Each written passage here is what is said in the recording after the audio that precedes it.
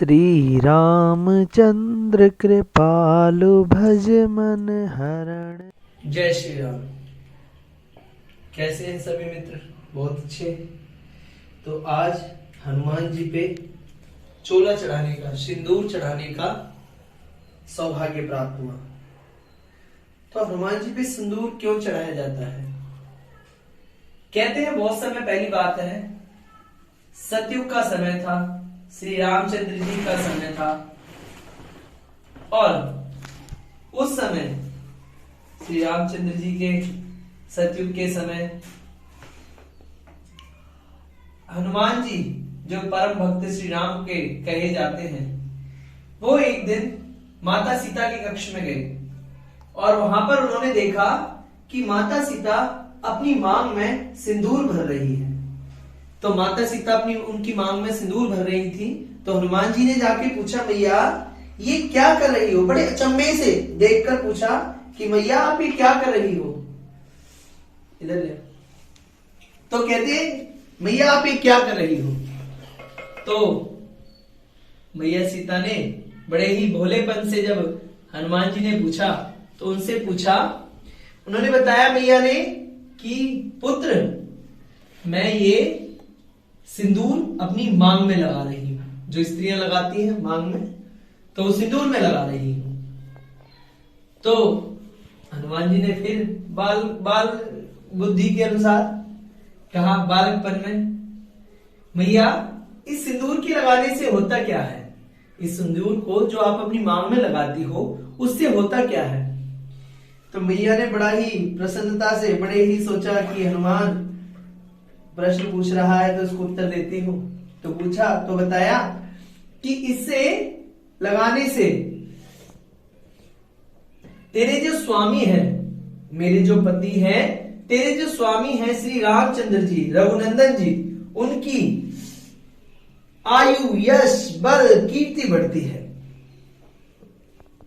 यश, बल, कीर्ति बढ़ती है, आयु बढ़ती है मेरी राम की। तो फिर क्या हुआ? फिर क्या था? फिर तो मेरे हनुमान जी ने क्या किया, सारे शरीर पर सिंदूर का चोला पहन लिया, जैसे आज हम लगा रहे हैं, सिंदूर का चोला पहन लिया। अब सिंदूर का चोला पहन लिया तो ऐसे ही दरबार में हनुमान जी को बुलाया गया। तो हनुमान जी तो सिंदूर का चोला पहनकर और दरबार में पहुंच गए। हाँ, एक बात और, माता ने यह भी कहा था कि इस सिंदूर को देखकर श्री रामचंद्र जी प्रसन्न होते हैं, खुश होते हैं। तो हनुमान जी ऐसे ही सारा सिंदूर शरीर पे लगाकर और दरबार में, भरे दरबार में पहुंच गए। वहां पर सभी देखकर हंसने लगे कि हनुमान जी ये क्या कर लिया? तो उन्होंने बताया, वो थोड़े से उदास हो गए हनुमान जी जब श्री रामचंद्र जी ने पूछा, पुत्र क्या किया आपने बजरंगबली, ये क्या किया? तो उन्होंने बताया कि प्रभु, मैं माता सीता के पास गया था तो सीता माता ने मुझे कहा था कि आप इस सिंदूर को देखकर बड़े प्रसन्न होते हो और इस सिंदूर से आपकी आयु बढ़ती है।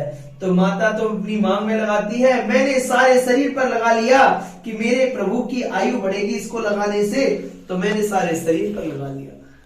तो प्रभु मुझे आप बताइए क्या मैंने गलत किया? तो भगवान श्री राम ने कहा, नहीं पुत्र, तूने कुछ गलत नहीं किया। तो उनको वरदान दिया कि आज के बाद जो भी तेरे ऊपर ये सिंदूर का चोला चढ़ाएगा उसकी मैं हर मनोकामना पूर्ण करूंगा। श्री रामचंद्र जी ने कहा, हनुमान जी को वरदान दिया कि कहा, जो भी शनिवार को, मंगलवार को या जब भी उसका हृदय करे मनुष्य का, तो मेरे ऊपर सिंदूर का, तेरे ऊपर सिंदूर का अगर कोई लेप करेगा या ये सिंदूर तेरे ऊपर तो चढ़ाएगा तो मैं उसकी सारी मनोकामनाएं मैं पूरी करूंगा। हनुमान जी को वरदान दे दिया भगवान श्री राम ने।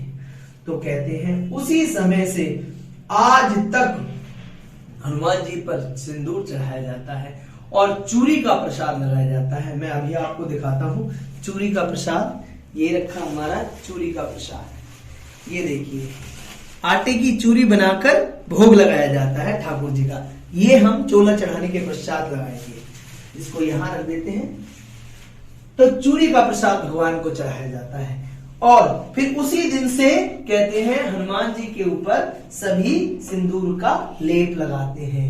और सनातन धर्म को आगे ले जाने के लिए हमारे हनुमान जी जो है वो प्रत्यक्ष देव हैं, तो इनकी पूजा करना परम आवश्यक है। इसीलिए मैं आप सभी से कहता हूं कि अपने बच्चों को हनुमान जी के चरणों में लगाएं, हनुमान चालीसा का पाठ सिखाएं, हनुमान चालीसा का पाठ हर प्रतिदिन घर में बालकों से जरूर करवाएं। ऐसा कहते हैं इससे आयु यश बल कीर्ति विद्या बढ़ती है। मेरा ऐसा विश्वास है मेरे बजरंगबली सभी की मनोकामनाएं पूर्ण करेंगे। तो इन्हीं शब्दों के साथ अपनी वाणी को विराम देता हूं, और अगर आपको मेरी ये वीडियो अच्छी लगी हो तो लाइक करें, सब्सक्राइब करें मेरे चैनल को, और जितना भी ज्यादा हो सकता है इसको शेयर करें। तो बोलिए एक बार सियापति रामचंद्र भगवान की जय हो। तो और यही वीडियो जो है मैंने अपने पिताजी की आयु वृद्धि के लिए, भाई मेरे पिताजी बीमार हैं तो उनकी आयु वृद्धि हो जाए, वो ठीक हो जाए, रोग शांति हो जाए, इसके लिए मैंने हनुमान जी पे लेप लगाया है। तो ठाकुर जी मेरी जरूर मनोकामना पूर्ण करेंगे, मेरे पिताजी को जल्दी स्वस्थ करेंगे, ऐसी मेरी आशा है और इनके चरणों में प्रार्थना है। तो इसी प्रार्थना के साथ अपनी वाणी को विराम देता हूँ। बहुत बहुत धन्यवाद।